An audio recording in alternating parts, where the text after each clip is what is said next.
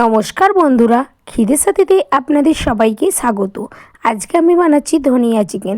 তার জন্যে দেখুন, আমি চিকেনের ওপর একটু দই দিলাম, হলুদ দিলাম, নুন দিলাম আর সর্ষের তেল দিয়ে আধ ঘন্টার জন্য ম্যারিনেট করে রাখবো। ওপর থেকে একটু গোলমরিচ গুঁড়ো দিয়ে দিয়েছি। এদিকে দেখুন, ধনেপাতা নিয়েছি।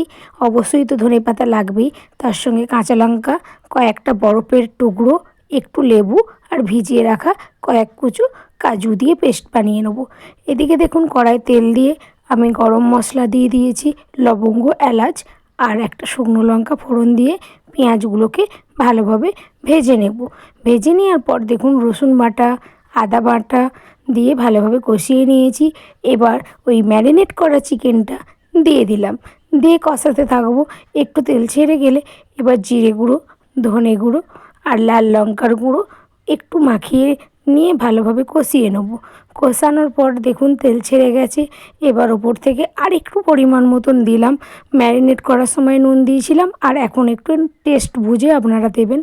এবার দেখুন, আমি ওই পেস্টটা দিয়ে দিলাম, দিয়ে ভালোভাবে কষিয়ে নিয়েছি। অল্প একটু চিনি দিয়েছি, চিনি দিয়ে এটাকে আমি শুকনো শুকনো করে নামিয়ে নিয়েছি। একটু গ্রেভি গ্রেভি রাখতেই পারেন। এটা আপনারা ভাত, রুটি বা পরোটা যে কোনো কিছুর সঙ্গে খেতে পারেন।